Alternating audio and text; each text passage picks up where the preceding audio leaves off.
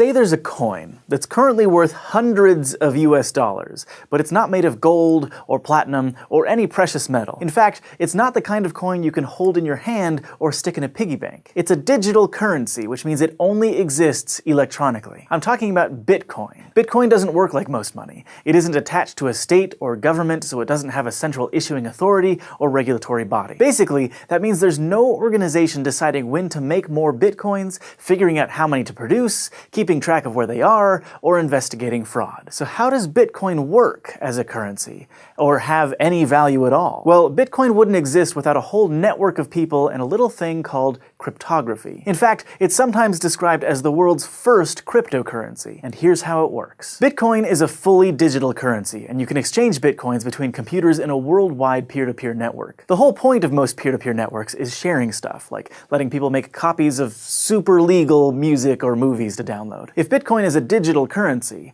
what's stopping you from making a bunch of counterfeit copies and becoming fabulously wealthy? Well, unlike an MP3 or a video file, a Bitcoin isn't a string of data that can be duplicated. A Bitcoin is actually an entry on a huge global ledger called the blockchain, for reasons we'll get to in a minute. The blockchain records every Bitcoin transaction that has ever happened, and as of late 2016, the complete ledger is about 107 gigabytes of data. So when you send someone Bitcoins, it's not like you're sending them a bunch of files. Instead, you're basically writing the exchange down on that big ledger, something like Michael sends Hank 5 Bitcoins. Now, maybe you're thinking, but wait, you said that Bitcoin doesn't have a central authority to keep track of everything. Even though the blockchain is a central record, there's no official group of people who update the ledger and keep track of everybody's money like a bank does. It's decentralized. In fact, anybody can volunteer to keep the blockchain up to date with all the new transactions, and a ton of people do. It all works because there are lots of people keeping track of the same thing to make sure all transactions are accurate. Like, imagine you're playing a game of poker with some pals, but none of you have poker chips and you left your cash at home. There's no money on the table, so a few of you get out some notebooks and start writing down who bets how much, who wins, and who loses. You don't completely trust anyone else, so everyone keeps their ledgers separately. At the end of every hand, you all compare what you've written down. That way,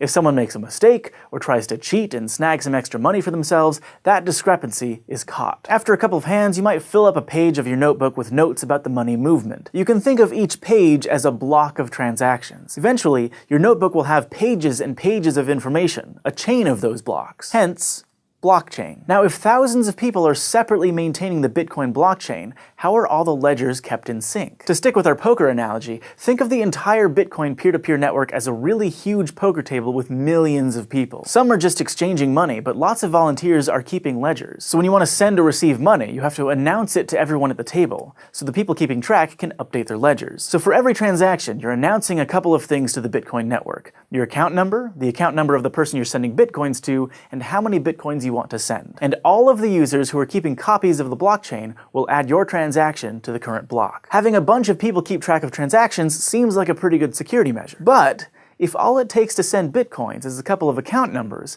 that seems like it might be a security problem. It's a huge problem with regular money. Just think of all the ways criminals try to steal other people's credit card information. And with Bitcoin, there's no central bank to notice anything weird going on to shut down fraud, like if it looked like suddenly you spent your entire life savings on beef jerky. So what's stopping Hank from pretending he's me and just sending himself all of my Bitcoins? Bitcoins are kept pretty safe thanks to cryptography, which is why it's considered a cryptocurrency. Specifically, Bitcoin stays secure because of keys, which are basically chunks of information that can be used to make mathematical guarantees about messages, like, hey, this is really from me. When you create an account on the Bitcoin network, which you might have heard called a wallet, that account is linked to two unique keys: a private key and a public key. In this case, the private key can take some data and basically mark it, also known as signing it, so that other people can verify those signatures later if they want. So let's say I want to send a message to the network that says, Michael sends 3 Bitcoins to Olivia. I sign that message using my private key, which only I have access to and nobody else can replicate. Then I send that signed message out to the Bitcoin network, and everyone can use my public key to make sure my signature checks out. That way, everyone keeping track of all the Bitcoin trading knows to add my transaction to their copy of the blockchain. In other words, if the public key works, that's proof that the message was signed by my private key and is something I wanted to send. Unlike a handwritten signature or a credit card number, this proof of identity isn't something that can be faked by a scam artist. The who part of each transaction is obviously important to make sure the right people are swapping Bitcoins, but the when matters as well. If you had $1,000 in your bank account, for example, and tried to buy two things for $1,000 each, the bank would honor the first purchase and deny the second one. If the bank didn't do that, you'd be able to spend the same money multiple times, which might sound awesome, but it's also terrible. A financial system can't work like that because no one would get paid. So if I only have enough money to pay Olivia or Hank, but I try to pay them both, there's a check built into the Bitcoin system. Both the Bitcoin network and your wallet automatically check your previous transactions to make sure you have enough Bitcoins to send in the first place. But there's another problem that might happen with timing. Because lots of people are keeping copies of the blockchain all over the world, network delays means that you won't always receive the transaction requests in the same order. So now you've got a bunch of people with a bunch of slightly different blocks to pick from, but none of them are necessarily wrong. Okay, Bitcoin, how do you solve that problem? It turns out it's by actually solving problems.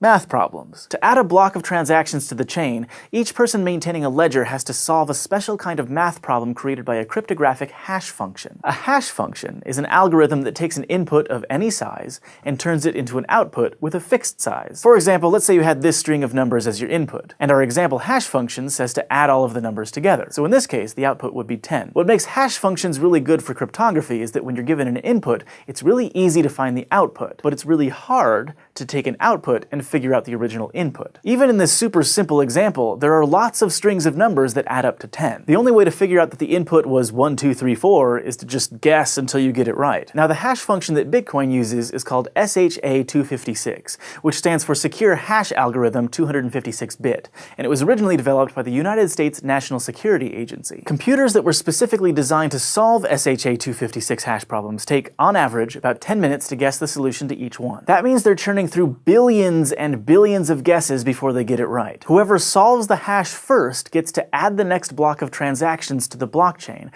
which then generates a new math problem that needs to be solved. If multiple people make blocks at roughly the same time, the network picks one to keep building upon, which becomes the longest and most trusted chain, and any transactions in those alternate branches of the chain get put back into a pool to be added onto later blocks. These volunteers spend thousands of dollars on special computers built to solve SHA-256 problems and run their electricity bills up sky high to keep those machines running. But why? What do they get out of maintaining the blockchain? Is it just community service? Well, Bitcoin actually has a built-in system to reward them. Today, every time you win the race to add a block to the blockchain, 12.5 new Bitcoins are created out of thin air and awarded to your account. In fact, you might know the Bitcoin ledger keepers by another name. Miners. That's because keeping the blockchain updated is like swinging a proverbial pickaxe at those hash problems, hoping to strike it rich. When Bitcoins were first created in 2009, they didn't really have any perceived value. Tens of Bitcoins would have been worth the same as a bunch of pennies. As of November 10th, 2016, though, one Bitcoin is worth $708, so 12.5 Bitcoins are worth $8,850. That's a nice chunk of change. Every single Bitcoin that exists was created to reward a Bitcoin miner. Besides the big payout when they add a new block of transactions,